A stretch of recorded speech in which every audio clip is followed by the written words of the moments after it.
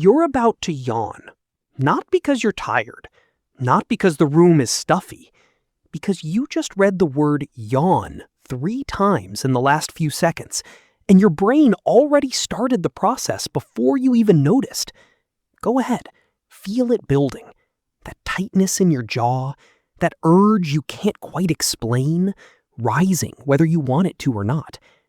Here's what's strange. Scientists have studied yawning for over a century, filled entire academic journals with research on this one specific behavior, and they still don't fully agree on why it happens, or why it spreads from person to person, like a released switch flipping in your brain the moment you see, hear, or even just read about someone else doing it. So what is a yawn actually for? And why does your body copy other people's yawns before your conscious mind even has a say in the matter? Let's start with what a yawn actually is. It's a deep, involuntary inhale, mouth stretched wide, jaw extended, followed by a shorter exhale, often accompanied by closed eyes and a brief stretch of the muscles in your face, and sometimes your whole body. Not just a big breath, but a coordinated, almost ritualistic sequence your nervous system runs through the same way every single time.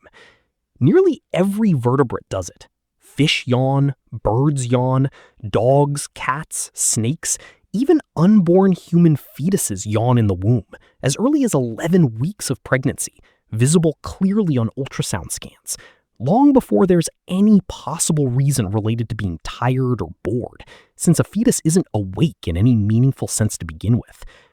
Whatever a yawn is for, it's old. Evolutionarily deeply old, wired into the nervous system of nearly every animal with a spine, predating humans by hundreds of millions of years. For decades, the leading explanation was simple. You yawn because your brain needs more oxygen. It's intuitive, which is exactly why it became the default answer everyone repeats. But here's the problem. Researchers have tested this directly, and it doesn't hold up. In one well-known study, participants were given extra oxygen before yawning tasks, and their yawn frequency didn't change at all. Other studies pumped in different gas mixtures entirely, more oxygen, more carbon dioxide, and yawning rates stayed essentially flat regardless. If yawning were really about correcting your blood oxygen levels, changing the air you breathe should change how often you yawn. It doesn't. The oxygen theory, despite being the one most people still believe, has been quietly falling apart under actual testing for years. So if it's not about oxygen, what is it about? The leading modern theory involves something more specific, brain temperature regulation, sometimes called the thermoregulation hypothesis. Your brain runs hottest when you're tired, stressed, or transitioning between sleep and wakefulness, exactly the situations where yawning spikes the most, practically without exception. A big yawn does something unusual physically. It rapidly stretches your jaw, increases blood flow to your face and skull, and pulls in a large gulp of cooler air, all at once, functioning almost like a quick built-in radiator flush for your brain. Researchers studying this theory have found that people yawn significantly less in rooms where the outside air is uncomfortably warm, because there's no cooling benefit left to gain from doing it, the air itself offering nothing useful to pull in. In cooler conditions, yawn frequency goes back up almost immediately.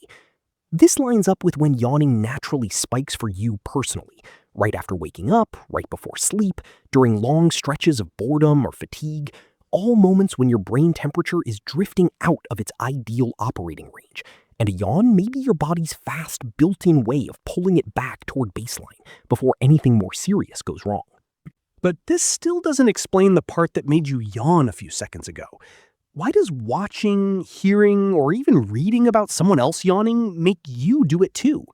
This is where things get genuinely strange, because contagious yawning isn't just common, it's almost universal, and it appears to be tied directly to something deeper than temperature regulation alone. The first theory is empathy and social bonding. Studies using brain imaging have found that watching someone yawn activates regions associated with the mirror neuron system, the same network involved in empathy, imitation, and understanding other people's internal states. Contagious yawning rates are measurably higher between people who are closely bonded, family members, close friends, romantic partners, and measurably lower between strangers. Some researchers believe this connects to social synchronization, a subtle, almost unconscious way that groups of animals, including humans, stay behaviorally aligned with each other. The second theory involves something even stranger: herd vigilance. In several animal species, particularly those that live in groups facing predator threats, contagious yawning appears to spread through a group right before a shift in collective activity, like a pack preparing to move, hunt, or go on alert together, almost as if the yawn itself were a starting signal passed silently from animal to animal. Researchers observing wolves, lions, and some primate troops have documented yawning cascades moving through a group in the minutes before a coordinated change in behavior, too consistent to easily dismiss as coincidence. One theory suggests yawning might function as a kind of synchronized biological signal, a way of aligning everyone's arousal and alertness levels at once, essentially resetting the whole group's attention simultaneously before something important happens, whether that's danger, opportunity, or simply the moment to move as one. The third and strangest finding involves who doesn't catch a yawn at all. Studies have found that young children, under about 4 or 5 years old, rarely catch yawns from others, and that people on the autism spectrum show contagious yawning at meaningfully lower rates than neurotypical individuals, even though they yawn normally on their own. This has led some researchers to believe contagious yawning may be directly tied to how developed a person's capacity for social mirroring and theory of mind is, meaning your ability to yawn just from watching someone else might actually be connected to how your brain models other people's internal experience. Here's the thing, though. Despite all of this research, despite over 100 years of scientists specifically studying this exact behavior, there is still no single fully agreed upon answer for why yawning is contagious. Multiple theories hold up under different pieces of evidence simultaneously, and none of them fully explains every observed case on their own. It's one of those rare corners of neuroscience where the honest answer is still genuinely. We don't know for certain, and every serious researcher in the field will tell you exactly that. What we do know is this.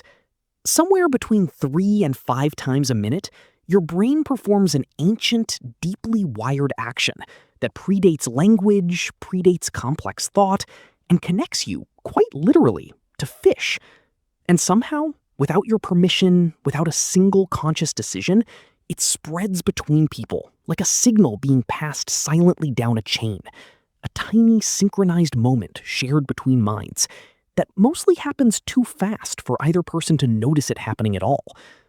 So the next time you catch someone else's yawn, in a meeting, on a video call, even just from reading about it right now, notice it for what it actually is. Not a random reflex, not just tiredness.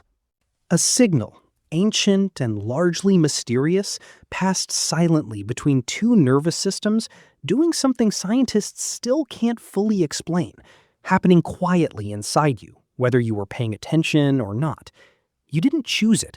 You couldn't have stopped it once it started. Not really. Not once your brain registered the trigger and set the whole sequence into motion.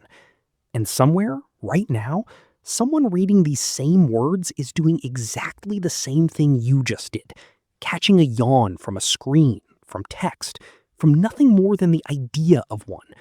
Proof that whatever this strange, ancient behavior actually is for, it doesn't need your permission, your understanding, or even your full attention to keep quietly doing its job. Generation after generation, species after species, the same way it has for longer than anyone has been around to study it properly.